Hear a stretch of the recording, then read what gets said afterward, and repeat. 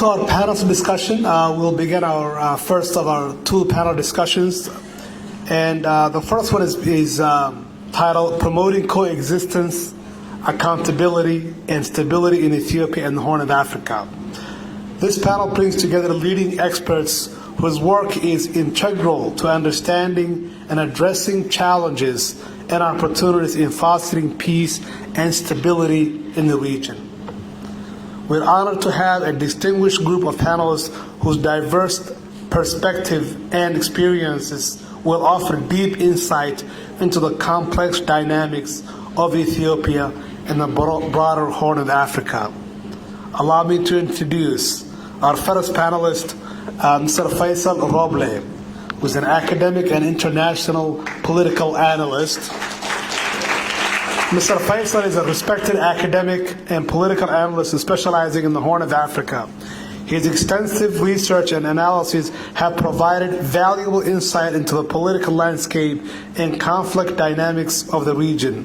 With a focus on international relations and regional politics, Mr. Roble's expertise will help us understand the broader geopolitical context and its implications for promoting coexistence and stability. Our second panelist, Ms. Mieza Gidi, a researcher and human rights defender.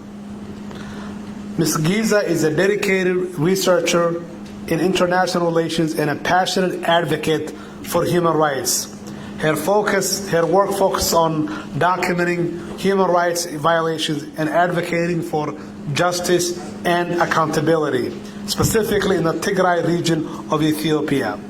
Mrs. Gidi's perspective on the intersection of human rights and international relations will be crucial in exploring strategies for promoting accountability and protecting human rights. Our third panelist, Mr. Bekele Gerba, academic and Oromo activist. Mr. Bekele is a prominent academic, former English professor at Addis Ababa University, and a dedicated Oromo activist. As a leader of the Oromo Federalist Congress, he has been at the forefront of advocating for the rights of the Oromo people and promoting non-violent resistance. Despite facing multiple imprisonment for his activism, Mr. Gerba remains committed to a peaceful struggle and human rights advocacy. Our fourth panelist, Ms. Mieza Mohammed, journalist and Amhara and human rights activist. Ms. Mieza Mohammed is a renowned journalist and human rights activist with a focus on the Amhara community. Her work in reporting human rights violations and issues and advocating for justice has made her a prominent figure in the struggle for accountability, transparency, and accountability. Ms. Mohammed's contribution will shed light on the role of the media and activism in promoting human rights and holding power to accountable. Our panelists will bring a wealth of knowledge and on-the-ground experience that will provide comprehensive understanding of these critical issues. Their insight will guide our discussions and inspire actionable solutions to promote peace, coexistence, stability in Ethiopia and the Horn of Africa. The panelists will be moderated by Sana Jinjimo, the co-founder of the Women of the Horn and one of the key organizers of this summit. Please join me in welcoming this esteemed panelist. Thank you very much.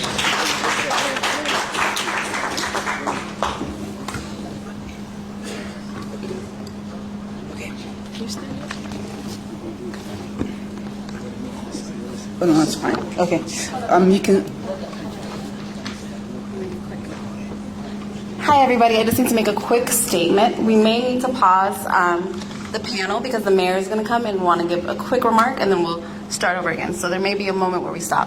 Just want everybody to know. When he comes, right? When he comes, exactly. Good afternoon, everybody. How are you guys feeling? Good. Come on, how are you feeling? All right. First and foremost, thank you for being here above and everything, and I'm very, very happy to host this panelist. For those of you guys from Ethiopia or who have been following Ethiopian politics, you know these people. They are very unique, very vocal in their own community, very respected, and very much have an influence in community. As my brother Abdi introduced them, from Somali region to Amhara to Oromia to Tigray, these are the faces, the voices that have spoken for this community. So I'm obviously very much honored to be here. Thank you guys. So I'll ask maybe the first question and then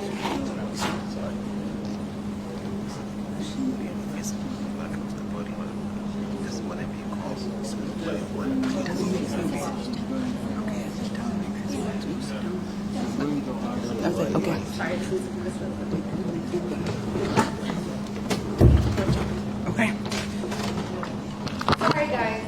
Okay. So for those of you guys who want to speak out, get up and speak, that's fine. For those of you guys who, since you have a mic, you want to sit down and speak, that's also fine. Okay. I'm obviously, as I say, I was honored to be have the opportunity to moderate this conversation as myself being an activist speaking on the Oromo community. So my first question is very simple, just to open up. That you guys can talk, take 3 to 5 minutes maximum, and then I'll open up a question for you guys to ask a question. As an Oromo activist for the last 20 years, we've been speaking in our own chamber exclusively to Oromo community. I would say the same thing to Tigrayan, probably much less the Amhara and the Somali community. But this is a rare opportunity that we have such a distinguished guest or esteemed speakers to be here this afternoon. Okay, so my first question is for Faisal, since you are the first one. As an academician and political analyst, how do you perceive the ongoing situation in Ethiopia at large, Somalia region in particular, and also, as you know, there are ongoing conflict in many parts of the country, especially in a border area between Amhara and Oromia, between Amhara and Tigray, Somalia and Afar, just to name a few. How do you see this play out both in a short term and long term? And additionally, there are potential short and long term solutions that you think you can recommend for Ethiopia to move forward. I know it's a little bit of a big question, but whatever you feel comfortable, Faisal, you can come. Can you hear me? No. Yeah.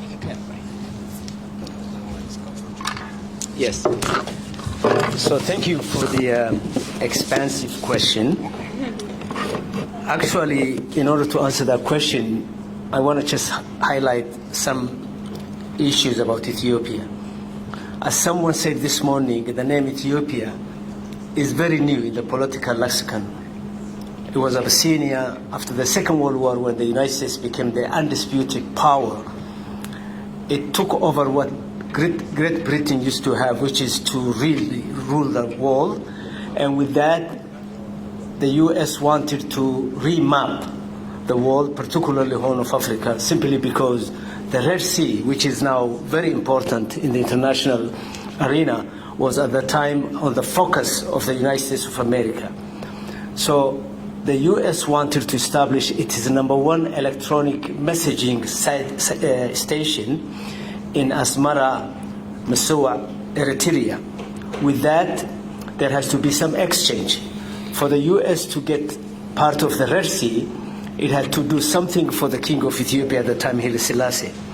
That was to send some of the Somaliland at the time to the emperor and give what was called the Haut and Reserve area, which is now the Ogaden, which is now Region 5, largely to Ethiopia. Why am I mentioning this? I think simply because, one, for Americans, we need to know who created the current existing geographic expression of the Horn of Africa, and that's the United States. Today, the United States is very active. The Red Sea is again coming back to play in the world politics. What is the role of the U.S.? We have to watch. Having said that, I think I wrote an article not too long ago for the This Standard, which is the main newspaper and magazine for Ethiopia. And I said in that article, the decaying central power of Ethiopia. I'm not considering what's happening now in Ethiopia as a temporary political issue or problem. In a way, it's a decaying of the imperial structure that America left behind in the Second World War. Can that decaying be rescued? That's the whole debate. That's the whole issue. The current symbolic issue that we see today in Ethiopia, the looming large of civil war, the ethnic clashes, the emergence of an autocratic rule in the center, the very fact that the Amhara Christian Tigray coalition that really inherited the Ethiopian empire is no longer comfortable with each other. They parted company. Now the Oromo, as the largest group in Ethiopia, is also asserting its power. All those factors are really playing in the scene, in the theater. So it's not simply a political crisis, it's a restructuring of the Ethiopian state. Whether that restructuring would come out with a more democratic system or really swallow and destroy the Ethiopia that you guys have known for a long time, no one can tell at this point in time. What we can say is that the current autocratic system is not helping. Now that autocratic system that exists in Ethiopia, although, as I asked this morning, the Undersecretary receiving huge aid, both bilateral as well as aid from the United States, is not really helping the democratization agenda that the United States usually talks about. As a matter of fact, we are inadvertently empowering and accentuating one of the cruelest autocratic rulers in the continent. There has already been 1 million people dead in the span of 2 years. Now we talk with all my heart going out to Gaza, we talk about 35,000 people being killed. In the Tigray war, or what they call in the Ethiopian Northern War, in 2 years span, the current Prime Minister presided over the largest human-scale death in a short period of time, the largest weaponization of sexual power against women, and again, he is presiding over 2 wars whose ultimate we don't know. What we do know is that Oromia has been completely obliterated.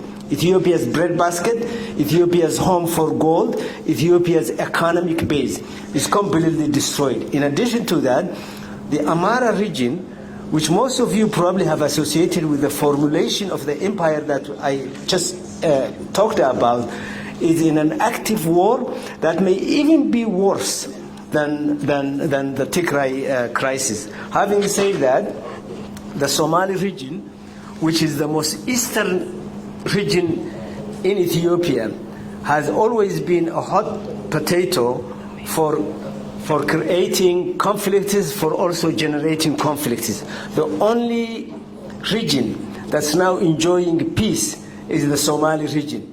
But in the coming few months or year, if Prime Minister Abiy accentuates the illegal MOU which he signed with a so-called breakaway state from Somalia, the East will again catch the flame. If the East goes to war, i.e. the Somali region, where Al-Shabaab can easily get an access to again enter into the geography of Ethiopia, you will have a bipolar kind of war, one in the East, one in the North and South, and most of you can very much speculate where Ethiopia would go. It may go into what 5 American ambassadors predicted about 3 years ago, 2019, at the United States Institute of Peace, that Ethiopia is on the verge, and this is 2019, before the Tigray war started. They concluded Ethiopia is on the verge of an unprecedented African civil war. If that happens, and we are not far from that scenario, you are looking 10 times Rwanda's picture. And why am I mentioning and saying this? Because I want Ethiopia, American policymakers and diaspora and those who make public opinion to really take this issue very seriously. If we are ready to help Ethiopia and the Horn of Africa, three things we need to do, and I will stop here. One, to pressure the current Prime Minister of Ethiopia to engage a full-blown transitional justice that holds accountability and transparency, number one. Number two, to release all political prisoners, including journalists like my friend Maaza here. And three, to stop all the wars, particularly the two damning wars in Oromia and Amara. And with that, I will stop. Thank you very much. Okay, I'm back again. We're going to pick up where we left. So my next speaker is going to be Maaza Garmedin.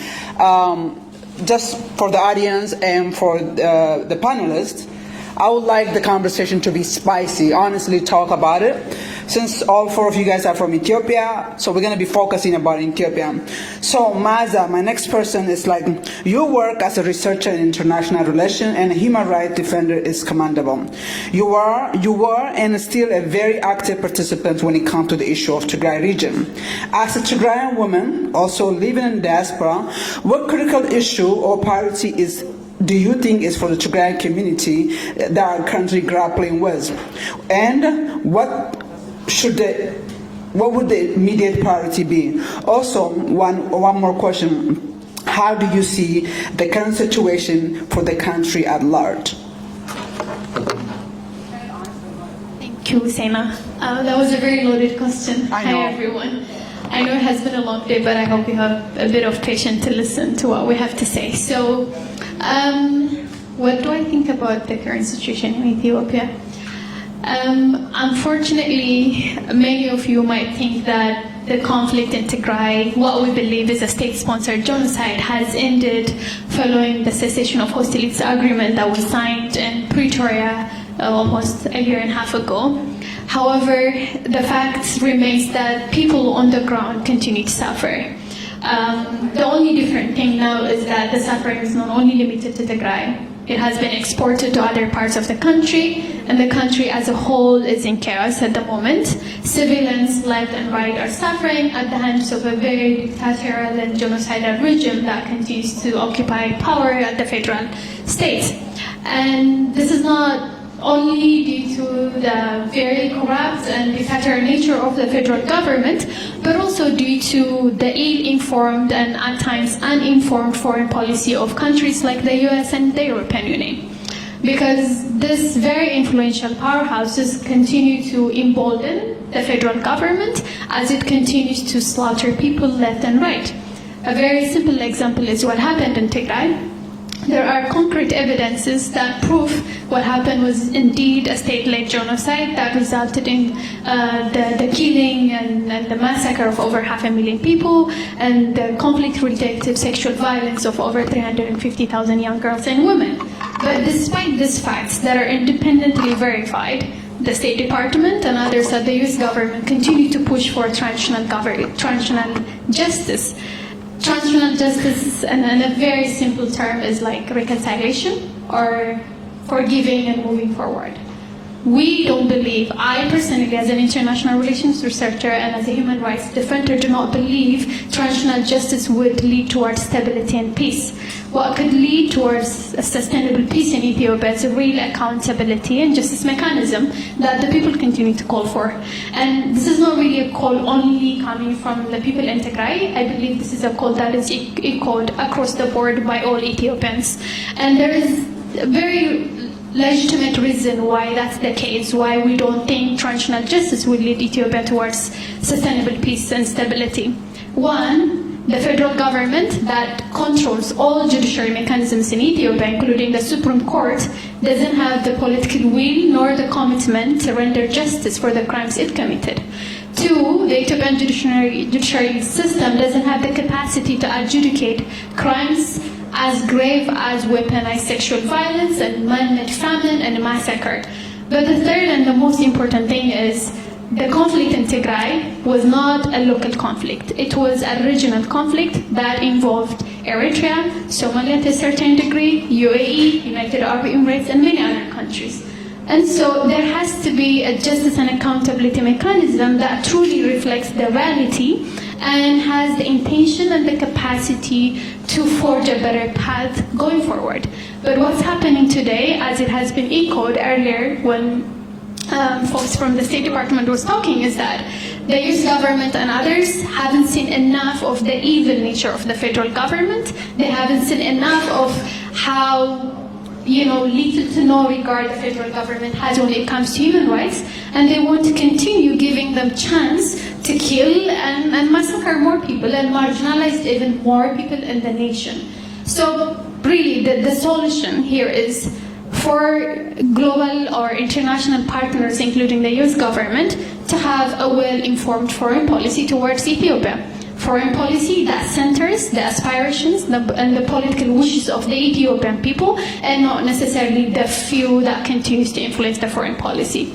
And the last thing I would say is ensuring that there is victim-centered approach to everything that we do as we continue to aspire and to hope to create a better future for Ethiopians. We have to make sure that our advocacy centers on the voices of the victims, and the victims that I work with, the women that I work with who continue to suffer due to the mainly horrific psychological and physical damage that they incur following the conflict-related sexual violence. On a daily basis, they're calling for international justice and accountability mechanism. They're calling for regime change in Ethiopia. They want those who order soldiers to go and rape them, to go and kill them, to go and force their fathers to rape their own children. They want them to be held accountable. They don't want them to continue committing crimes with impunity, what is exactly happening in Ethiopia. So just to make everything short, the solution is to have real justice and accountability mechanism that doesn't cover up things but hold actors accountable, and the actors could be from all sides. We don't have a problem. As a Tigran, I don't have a problem having Tigran authorities that might have been implicated in crimes being accountable, but I have a problem when fellow Ethiopians tell me, because you're from Tigray and someone from Tigray has committed a crime against my people, let's just forget it and walk away. No, if we want to see a better future where people don't get persecuted because of their identity, those who did it today should be held accountable. Thank you so much. That is and you said so much in 5 minutes, and I really, I will kind of interject and say a few things before I move on to. These are the voices of their community. Yes, why the Ethiopians, and I really want to represent today sometimes the devil's advocate. You know what I'm saying? Like later on I'll ask about, we ask the US, do this. What about us? What are we doing? I will ask that. We really have to talk. Do we talk to each other? Do we do that? So I'll come back to that later on. But I just wanted to appreciate you, Maza, that you said a lot. To be on this stage together, to be on this stage with the people like Bakala Garba, I'm obviously honored. So, okay, my next question is Professor Bakala Garba. Mr. Garba, as academician, currently Oromo activist, and former major political party leader, what do you consider the main priority of the Oromo community? What are the critical issues facing the Oromo community that are unique, if there is? And how can we, as a diaspora, effectively speak about the challenges? And in 1 minute, what do you also see as solution if possible? I know it's a loaded question. I'm timing, that way we have a open conversation rather than long. Keep it to 5 minutes. Thank you. The men's want to be on the stage. All right. So sorry. Don't worry. I would like to thank everybody to remain till the end. I will try to give you a short chronology of how Ethiopia found itself in the situation it is in now, because that will help us understand what the country is looking like. Now, the Ethiopia, as it stands, as it is today, had its shape only 150 or 160 years ago. Before that, Ethiopia today has about 80 ethnic groups, out of which 60 or 50 were incorporated into Ethiopia 150 or 160 years ago. But after the incorporation, they were never integrated into the Ethiopian proper, because their languages, their culture, their identity, and everything was denied. They were not recognized. They were not given human dignity. They were not using their languages, their cultures were neglected, and all these things. So it went through like this. It went through by being marginalized in the imperial regime and in the Derg regime. But in the 1960s and 1970s, there was a huge national movement from ethnic groups, these 50 or 60 ethnic groups. There were also armed struggles that culminated in overthrowing the Derg regime in 1991. In 1991, and they drew up a kind of agreement, meaning about 17 or 18 of armed groups came together and they signed an agreement, a transitional charter, which later became the constitution of the country in the 1995. So in 1995, a new constitution was drawn that gave recognition to the use of the languages and the cultivation of the cultures of every ethnic group in the country. So the country was divided, or it was redrawn along ethnic lines, and they had various regions. So in these regions, for example, Somalia had its own region, Oromia had Amara, Afar, Benishangul, and we had about 11 of them. That means all these 11 regions, they use their own languages, they educate their children in their languages, and they cultivate their culture. That was enshrined in the current constitution. But later on, the TPLF and the ruling EPRDF party became more of dictator and was not able to implement fully the spirit and the democratic values that were enshrined in the constitution. So that resulted in an uprising against the regime, and in 2018, struggle from within the party and then from outside the party became instrumental in pushing away the ruling party and bringing Prime Minister Abiy Ahmed into the premiership. What happened in 1918 was, when Prime Minister Abiy came into power, there were two conflicting views. These conflicting views are, there are some groups that thought that the old regime or the old ideology will come, in which the country was in great glory, and the country had great history, and the country had peace. Therefore, we are heading back to those old glorious days. Some people were dreaming like that. Many political parties who were outside of the country, who were in exile, thought that regime will come back again. Therefore, by pushing aside the EPRDF or the TPLF regime, and then by the coming of the Abiy regime into power, that was their aspiration. On the other hand, the other ethnic parties were dreaming another thing. They thought that the federal system will be implemented fully, and then it is the right time now to self-governance in full, and then to use one's property in one's land, and then they were expecting the full implementation of the federal system. So these two ideologies clashed, and Prime Minister Abiy Ahmed and his colleagues, or the ruling party now, they were in the middle, meaning they know that these two ideas are too incompatible and at the same time irreconcilable ideologies. So, at first glance, the Abiy regime took the TPLF and other ethnic parties like the OLF and the ONLF, the prime targets that will challenge the authority of the Prime Minister and his colleagues. So they were targeted. The first one was TPLF. War was waged against TPLF. There was a huge propaganda campaign. both on OLF and TPLF, and then it resulted into a huge war.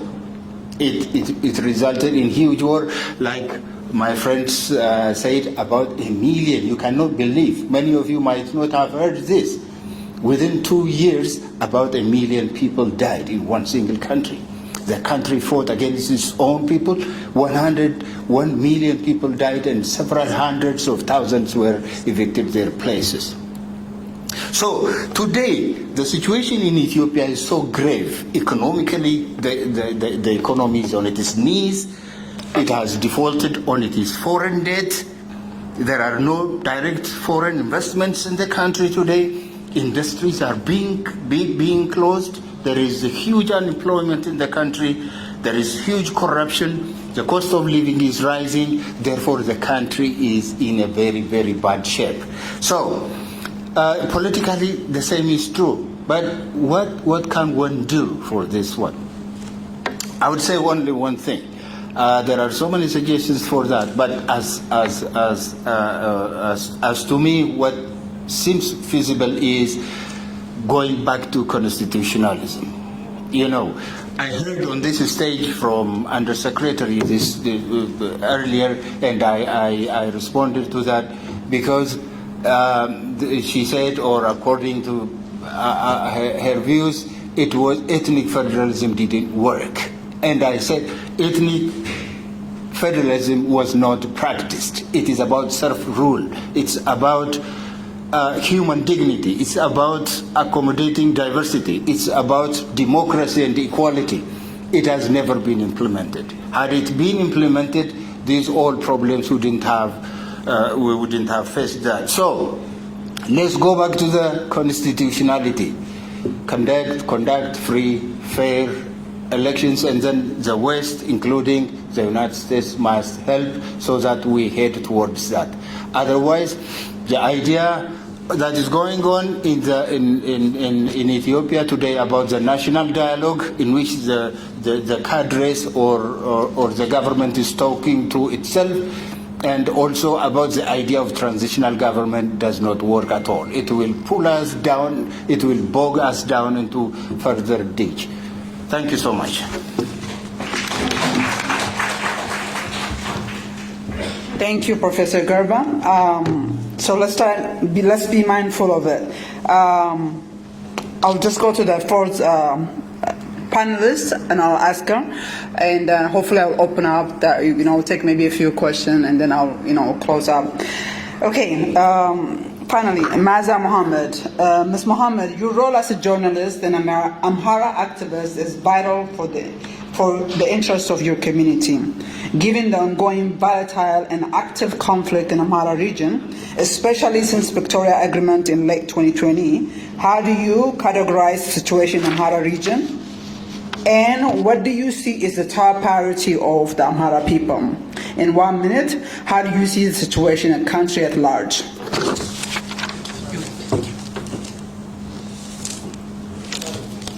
Thank you so much. It's hard to say it in 1 minute how to see the country is very.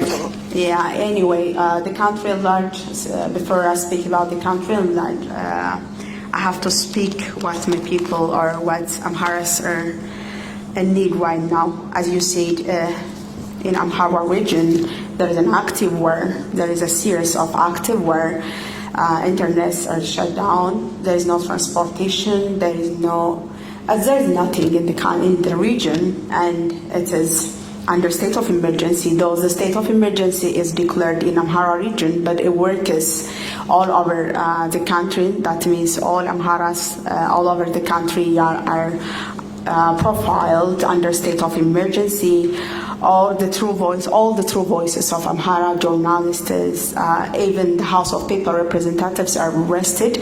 So what the Amhara people need right now is they have a question of survival. They're fighting for ensuring their survival. It's an ongoing war, it's an ongoing genocide happening in our region. So the thing that we are looking, the families, the community back home, they are looking for survival. We demand and we ask the world, to stand with the people. that who are fighting for their survival. But the situation as a whole in the country is, it's getting worse. My fellow friends were saying that from different perspectives, especially as you mentioned, Sena mentioned, especially after the Pretoria Agreement. During the Pretoria Agreement, the Amhara people, the Amhara activists and journalists, we've been asking that the Amhara people were not represented. During that negotiation or agreement, I know everybody except the Amhara people, everybody says you are represented by the federal government, but the people, the community, the Amhara people themselves, they say we're not represented. The federal government is killing, the federal government is massacring, the federal government is displacing Amharas instead of, representing us.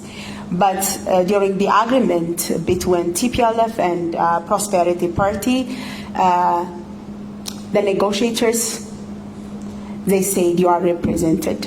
The people, we said we're not represented. And it opened another era for another war.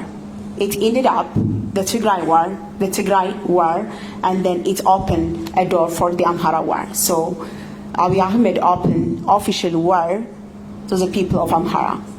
So that's the Pretoria Agreement that we gained from the Pretoria Agreement.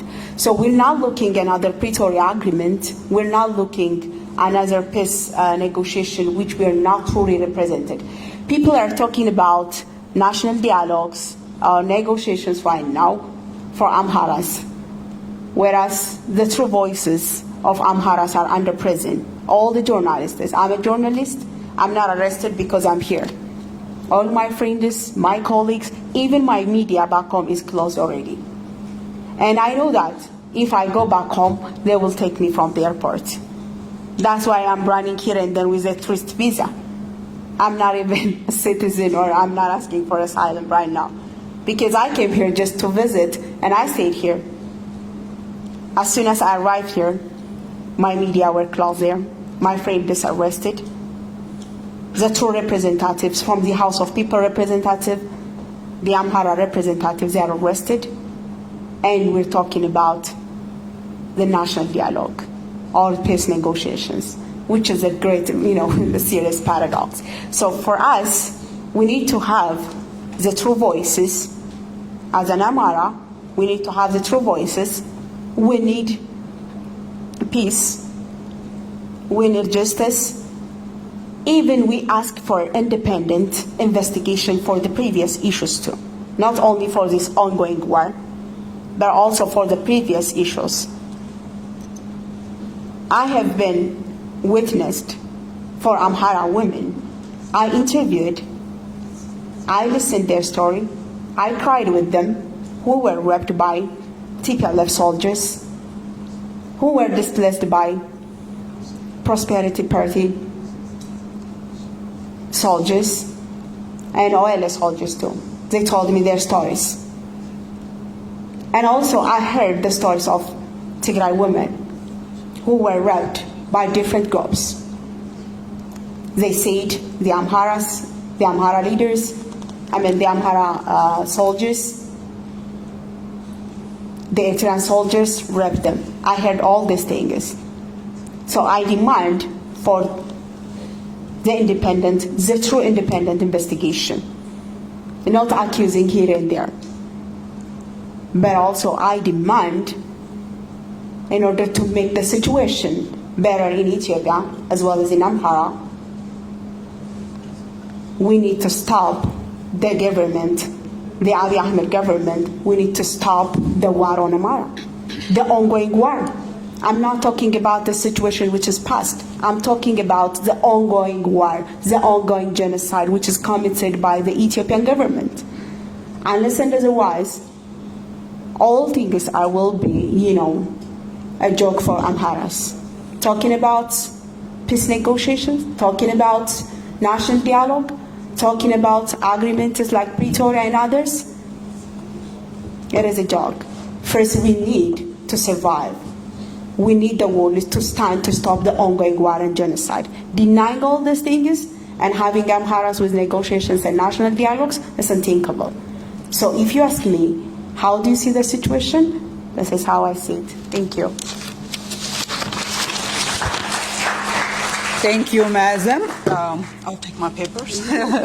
Okay, so I want to open up and take a question. What I do want to say is this. As you heard, each of them, from Faisal to Maaza to Professor Bakala to Maaza Mohammed, each of them represent different community. You heard what each of them talked about. We come from different background. From Ethiopia, majority of us. I want you guys to ask them hard questions. If you don't, I will. I'll take maybe 2 or 3 questions, and you can ask all of them. You can name particularly. You know their names. You know, Faisal, Garba, Tumazas. Okay, you raise your hand, so I'll take you first. I really appreciate the speaker from affairs to bring these people together because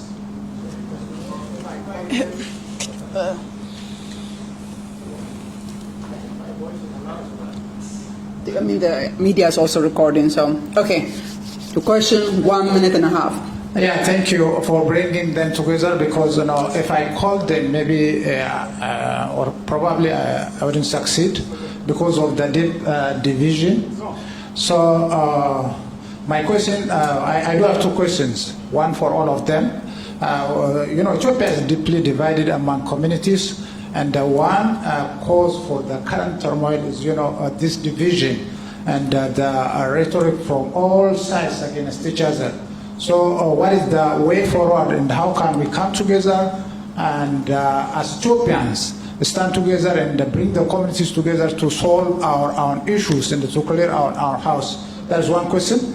The second question goes to Maaza. You said Amara is struggling for survival, but how long can each of us, last time it was a Tigray, then or there is a war in Oromia, there is Afar issues, Somali issues. Everybody is always saying about survival. Is that not leading the countries even into disintegration, or even the survival of the country itself? Is that in question if this scenario continues? So what is the alternative for the peace, for the negotiation?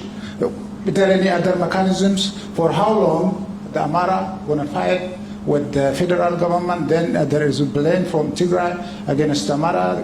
There is a blame from Oromo against Amara, or from Amara against Oromo. So how long we continue this way? And do you think the survival of the country itself is not in question? Thank you. Okay, thank you. You have a question? I'll take 2 questions just for the sake of it, and I'll take third, and then I'll take a second round. But okay, where's the mic? Could you please pass the mic, young man? I mean, walk around and give it to this guy, please. Thank you. Okay, 1 minute, please. Thank you. It's my first time to ask a question, but let me say this. For the young lady from Amara region, which is basically, I have a question, especially Oromos living in Wollo, in the North Shores. They are daily massacred, especially last week in a wedding. The whole people in a house, they were burned to ash, even like about 32 people. So when these kind of things happens, even from maybe you have relations from those who are uprising against the government, killing innocent people, is not good. So I would like to say, to give you a message, if you know one of them, to tell them, please, innocent people are innocent people. Okay. If they want to fight with the government, let them fight. So that's the only thing I have for you, just if you pass this message. Okay, thank you so much.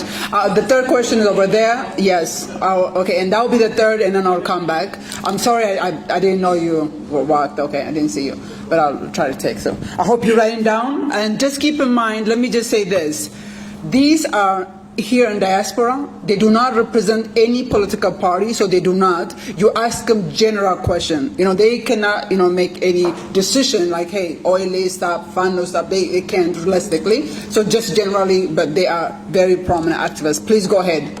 Thank you very much.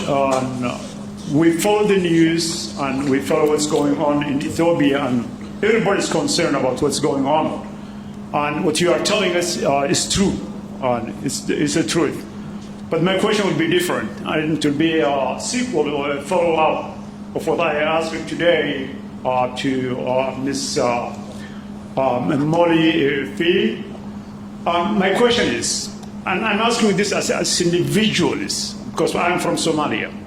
Abiy is trying to annex part of Somalia. So the question is, I'm asking each one of you, not as a politician, because you are not part of the government, but as individuals, how do you see Dr. Abiy's illegal attempt to annex part of Somalia, especially its maritime area or the sea?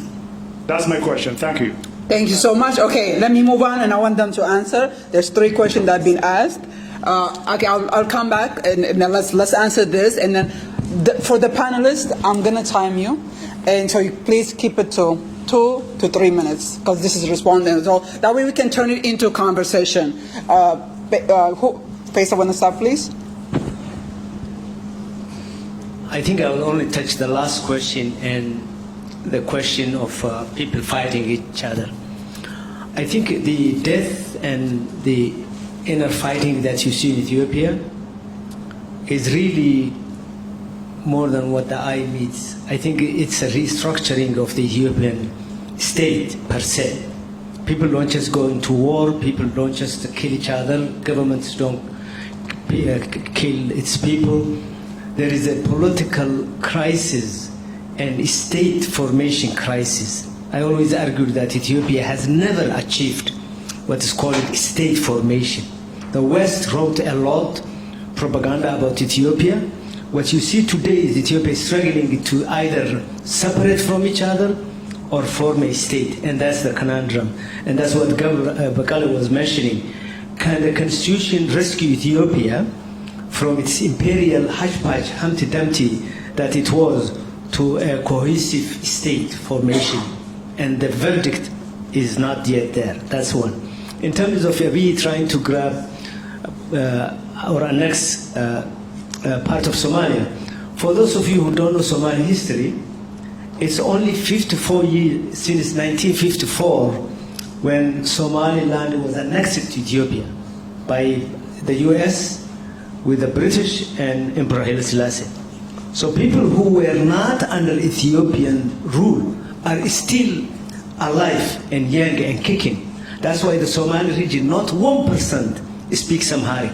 How can a person be part of a nation state if they don't even communicate? They can't even listen to the national radio or read the national paper. Can you imagine bringing an entire nation of Central America and make part of America and asking them to pay loyalty to the United States? It will never happen. Can Abiy annex part of Somalia? I think it's an expression of what the West is now waking up to learn, that Abiy may not even be sane, because being the host of the Africa unity, the headquarter of Africa oneness, and trying to cross and destroy the one principle that unites Africa, the principle of territorial integrity and sovereignty of the Africa unity.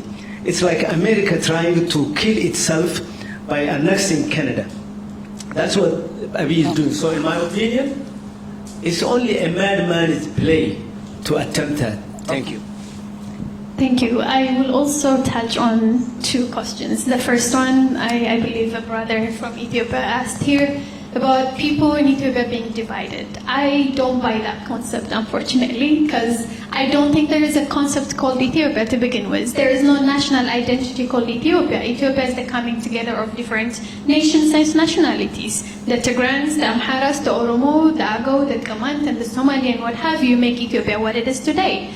what's happening today is there is a government that is sitting in the helm of power alongside its original cronies that are trying to impose a one unified identity on people that are innately different. So the Tigrayans are being forced to deny who they are and become Amharanized, as it has been evident when the forces from the Amhara region were raping the Tigrayan women. They were telling them that they were doing it in order to Amharanize them, in order to cleanse their bloodline, in order to ensure that a Tigrayan womb doesn't continue to reproduce. So I don't necessarily think Ethiopia is not a one unified country. Ethiopia is the coming together of people. There has been a multinational federalistic order that helped people coexist peacefully with some shortcomings. But now what's happening is even that constitutional order has been disrupted and they can't live together anymore. So I think it's important that we start our assumptions correctly. So the assumption that there is one unified identity called Ethiopian is absolutely wrong, and it's not true, because I am not an Ethiopian. I am a Tigrayan who happened to was born and lived in Ethiopia, and by the constitution I became an Ethiopian. The same thing can be said about everyone else. The second issue is okay, so if people are fighting against each other, then what's the solution? There is a blame coming from the Amhara against the Tigray. There is a blame coming from the Tigrays against the Amhara, blame from the Oromo against Amhara, and vice versa. Okay, if we all agree that the federal government is violating our rights, why was it so difficult during the active conflict, during the genocide in Tigray, for people to come together and call for a transitional government or hold the Ethiopian government accountable? When myself and His Excellency and others were actively working towards putting an end to the conflict in Tigray and calling for international credible justice and accountability mechanism, many, including those who are sharing this stage, have been working purposefully in order to deny that chance. So I think it's really, we have to have these hard conversations and we have to be honest if we are to find a solution. The solution is there has been a power structure in Ethiopia that is not transitioning, that is not being changed, but still there is a unitarist camp that is forcing people to deny their identity, and there is land grabbing. There is this burning desire to claim something that does not belong to you. So the solution is to respect people for who they are and to let them coexist. If that doesn't happen, people should have the right to go about their own way. The Ethiopian Constitution, under Article 39, allows for people to exercise their right self-determination up to cessation. So if anyone doesn't feel safe in Ethiopia, in that agreement, then they should be able to have their own independent country. Because I, as a Tigrayan, cannot really foresee a future where I refer to myself an Ethiopian, because Ethiopia has killed my father, killed my mom, continues to suffocate my people. So I think that's the reality. Okay, thank you. Okay, I think the main problem in Ethiopia is it emanates from the attempt to destroy. But you heard the question. They asked 3 questions. I want us to kind of answer their question and make it good time. To destroy the federal system. Like they said, both of them said, Ethiopia does not have one identity.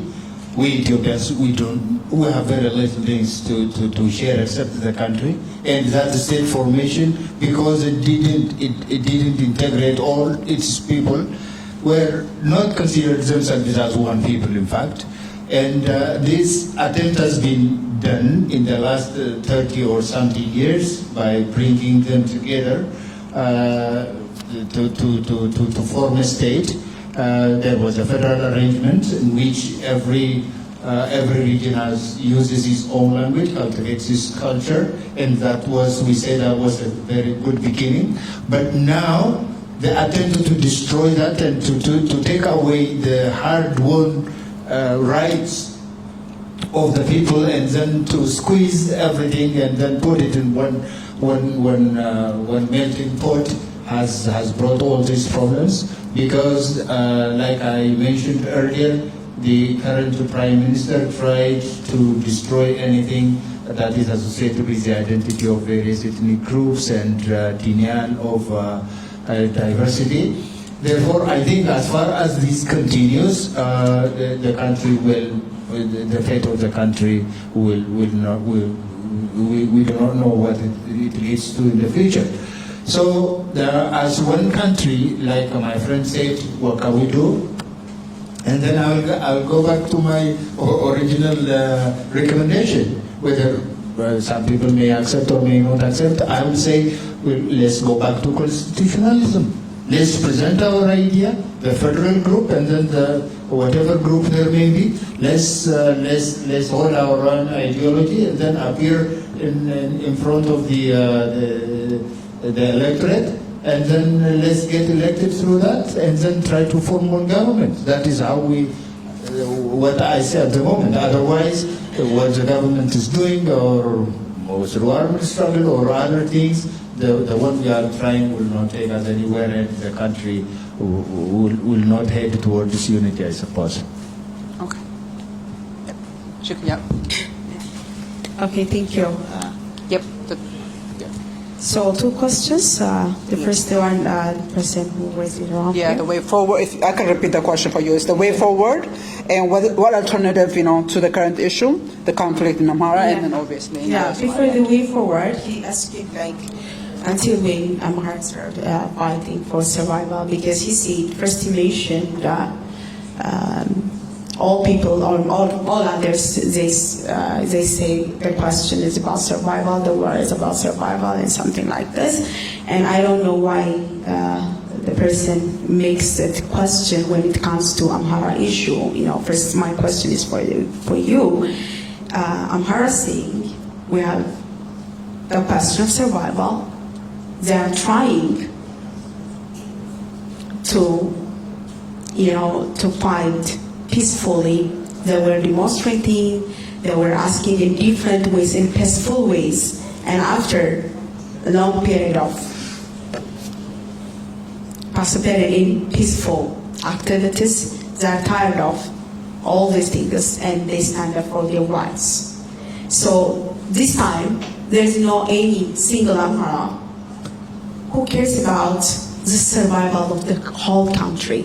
Amharas are well known for it as a unionist, and who are caring about Ethiopia, who are caring about the survival of all peoples in Ethiopia. But this time, almost all Amharas, they believe they have first to survive in order to think or in order to share Ethiopia with others. First they have to survive. So the question is, surviving from the genocide, surviving from the killing, the massacres which is committed by the government. And I don't believe there is a war between people. I don't have a situation, I don't have a problem with that one. My problem is with the political groups. The war between the federal government and the Tigray, I believe it was a political war. It is not a war between Amharas and Tigrays. That's what I believe. But the situation leads the people to die. As my friend said, we lost millions of people within 2 years war. It was a political war. So we need a political agreement. We need a political solution. But in order to have that, we have to acknowledge, or we have to recognize what's happening in each of us. We should not say it's always us. The situation happening in Tigray, now it's happening in Amhara. The situation happening in Amhara is happening in Oromia and so many other places. Unless it is wise, we will die together. And this time, I can assure you, there is no any Amhara who is concerned more about Ethiopia rather than the survival of itself. First, we have to survive. First, as a people, we have to survive. Then we will talk about living with others. And about the situation that my friend mentioned, I don't know where. I know the story. As a journalist, I tried to, I know the story, what you said about the burning is in the wedding like this. I tried to get the stories from both sides. So I think it's better to see what the story from both sides. But I don't know who is making it and who did that one, so I cannot send this message. But I can assure you, the people of Amhara were fighting for the true survival. They didn't commit any kind of crimes against other people or other nations and nationalities who were living in Amhara regional state. Okay. That's what I say. Okay, thank you. Okay, we have. I know a lot of you guys are raising hand. Okay, I know. Okay, so here's what's gonna be. Abdi, how long do we have? Do we have like 10 more minutes? Because if we have, I don't think we have a lot of time to open up questions. 2 minutes. Okay, so I'm not gonna take a question. So I'm gonna ask you guys a last question, and that will also be your last closing remarks. Each of you guys have spoken about variety of issue. Whether it is Amhara region or Tigray region or Oromo, everybody is crying and feels like they are exceptionalism. There is exceptionally. So we realize that, we hear that, and a lot of time we ask Americans or the West or the EU to do. You have not recommended tangible the way forward. Is there a common ground? Even if the dissolution of Ethiopia, peace of the solution would be impossible. What do you recommend? And that will be your last remark. And take 2 minutes, and that's it. Thank you very much. I think this is not going to be a textbook recommendation, but I think we should be as organic as possible by looking at Ethiopia's current issues and problems. I think if the West is of any help, it should make sure that it fully funds the implementation of the Pretoria Agreement. That's number one. When I say fully implement, both in terms of rehabilitation, reintegration of the soldiers, and also investing in repatriating all the refugees. That's number one. Number two, I would recommend that either make the Pretoria Agreement expansive and elastic, expand, in order to include the Amhara and Oromia war, or establish a parallel, equal, or similar system of that of Pretoria to bring peace into the Amhara and Oromia conflict. That's number two. Number three, I would recommend to establish not to follow the current Abiy engineered dialogue, which is packing the process with his own cadre, but establish a South Africa-style transitional justice. Transitional justice doesn't mean you leave and let the criminal element go free, but it really accounts for what happened and who did what, but not become punitive to the extent possible. So instead of the lukewarm transitional system that the US government is now recommending, I will go for a South Africa style reconciliation and rehabilitation and transitional justice, which is expansive. And fourthly, I will have the West to use all its powers, economic, political, what have you, to tame, not get rid of, because you cannot get rid of an existing government, but tame the government of Ethiopia that exists currently in a situation that it becomes promoter of regional stability, as opposed of what Prime Minister Abiy became now, which is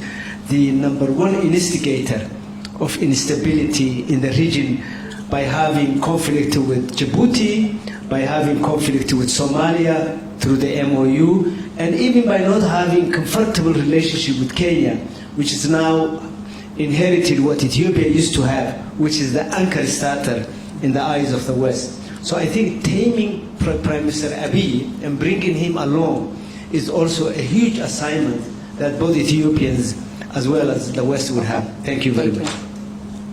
Thank you. My recommendations, I do agree with my fellow panelists with regards to the full implementation of the Pretoria agreements, which among many things dictates the full withdrawal of all foreign forces from Tigray, which includes the Amhara forces and the Eritreans that continue to occupy over 40% of lands that are historically and constitutionally of the Tigray region.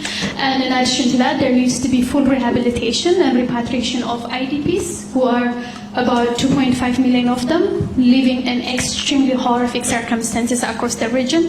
And of course, there are over 70,000 refugees that continue to find themselves in another round of conflict in Sudan. So there needs to be full implementation of Pretoria. But the most important thing for Ethiopians, for anyone who cares about Ethiopia, is to have honest and real conversation. Today we heard about different communities being marginalized and being at the receiving end of state violence. But it's really important to remember who these actors are and what role they play during the conflict that initially began in Tigray. The Amhara forces, particularly Fano, have been working hand in hand with the federal government during the conflict in Tigray. The breakup between the Amhara forces and the Ethiopian federal government came when the Pretoria Agreement was signed that effectively silenced the guns in Tigray. So the political contention still remains, and actors are changing, goals, as it is the case in politics all the time. So the Pretoria Agreement is not a peace treaty; it's a cessation of hostilities agreement, and there was supposed to be peace talks and political conversation after the Pretoria Agreement. But what we're seeing today is the international actors, including the US, treating the cessation of hostilities agreement as a peace treaty. It is not a peace treaty. It does not address and answer the main reasons why conflicts continue to erupt across the country. So we have to push towards having that real and legitimate conversation, but with the understanding that even us have played a role in the suffering and the massacre of innocent people, farmers everywhere in the country. That being said, as individuals on this stage, we have to understand the power we have and the role and the influence we have in our community. Some of us have been working, advocating on behalf of the victims of conflict-related sexual violence, manmade famine, starvation, and what have you, while many others have been actively dehumanizing people, actively denying the crimes that are effectively documented. So I think it's all good to act holy and all, but we have to hold ourselves accountable if we are to have the moral ground to hold politicians and others accountable. And just last point, I know we talked a lot about the US, but the main reason why we talk a lot about the US is because US is a superpower, and they have a role to play, and they have economic, political, and diplomatic tools that they can use to ensure dictatorial government do not continue to marginalize people, as it is the case in Ethiopia. Okay, thank you. Give it right here. All right. You turn it off. Oh, sorry, I turned it off. Just put it up. Yep. I buy completely what they said about the Pretoria implementation of the Pretoria Agreement, but for me that is a little bit narrower, because the Pretoria Agreement is concerned with the war between Tigray and the federal government, the central government. But if we are talking about the entire Ethiopia as its entirety, we need to expand a little bit and talk about the Pretoria Agreement calls for the restoration of constitutional order, back to maintenance of the status quo ante. So I think so. Let's get rid of the idea or the false impression that the Prime Minister sent to the Amaras, for example, by saying that it would take them to the old glory and then to that imperial system. Let's get rid of that tie and then come back to our senses and come to the constitutional order in which the rights of all people is respected and diversity is accommodated. Then having our ideologies, running for election, and having a government elected and legal and legitimate governments in the future. Otherwise, I don't see any other future other than this. Thank you. Okay, thank you. Thank you. My recommendations, I believe in in conversations and national dialogues and different things, but it should be honest and with true representation. It should be honest and with true representation. Without having the true representations, without having the true voice of the victims, it seems like, having another or opening another situations for different, again, different wars and conflicts. So in order to stop the situations and to make the situations better in Ethiopia, we need to have a discussion with a true representation and with honest representation. And the other thing, as an Amara and as an activist and advocate for Amhara people, I'm really tired of hearing that the situations happening during the war in Tigray, that the Amharas committed this and that, the Fanos committed this and that. Then now when we're asking about the current situations, the current pain, the current genocide and the current massacre, asking about or reading about that situation doesn't make the current one correct. I am asking an independent investigation for all what happened previously and right now. It is good and it's perfect to ask for independent investigation, accountability and justice. But it is not right and it is not correct, it is not fair to say you know this previously and then this is correct. That doesn't work. By the way, it may be working for the same in social media or in other situations. But you cannot fall or you cannot answer this issue for people who have the full control right now on their rights. For the people, for the Fanos or for the Amhara youths who are saying we will die for our survival. You cannot fool them with these answers or you cannot stop them with answers.